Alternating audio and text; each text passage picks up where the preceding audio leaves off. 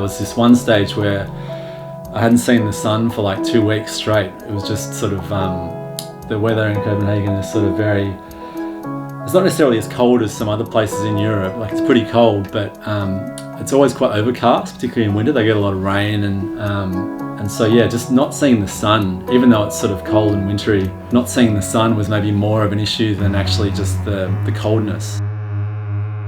Once you really get into the thick of cold winter, like I think people kind of just get a little bit crazy as well. I think that's probably part of sort of how interesting art gets made in sort of northern countries, because you know, people go a bit mad being inside for such long periods of time, and I think artistically it's probably good because it forces you to just work on stuff. You know, there's no temptation to go outside and do something else. It's like, oh well, I guess I better write another song today.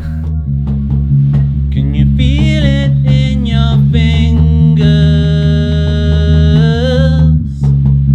Can you feel it all alone? Love is all we share.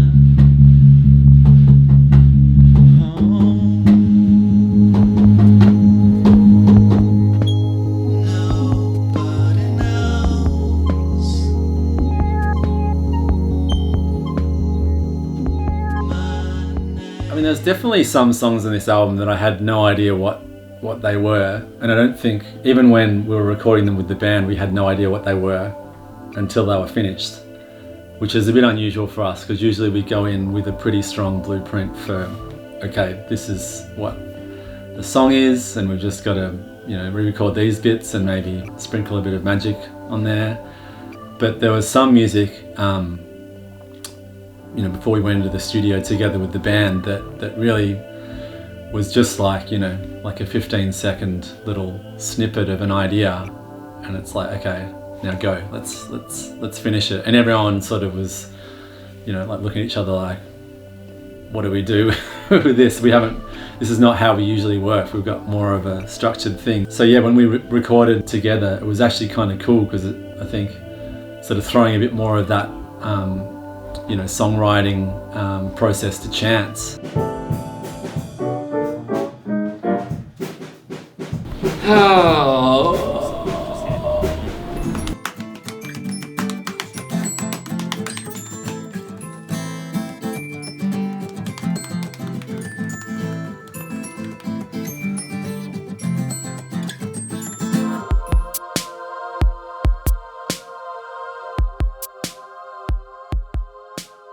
We've made so many albums that I guess are about sort of getting people to move, you know, on a dance floor, but you know, how many times can you kind of necessarily do that without feeling like maybe it's derivative of work you've done already? So I think this time around it was like, well, the backbone of all of our music up until now has been sort of like, you know, dance music, electronic music in that sense.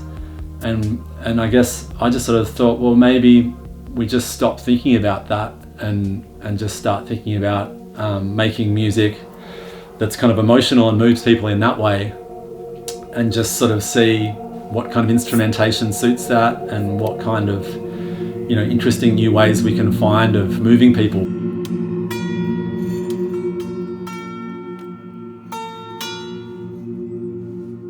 For instance, adding the acoustic guitar in towards the end of that song was something that I never would have like actually thought would be a good idea. But we're actually just sitting there listening back to the song through speakers, and Tim was just playing along with it, like as he often does, you know, without even really thinking. And then Ben was like, "Oh, are you going to record that or what?" You know, say something to the internet, mate. oh, fuck off internet. Just sort of added that in there, and the sort of goofy like synth solo in there was sort of something that Ben did, almost, you know, almost mashing his hands on the keyboard.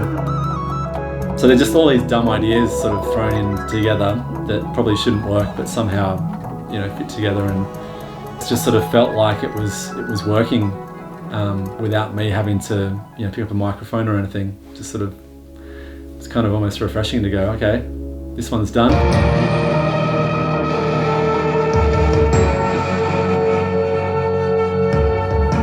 It's a pretty introspective album, so it kind of,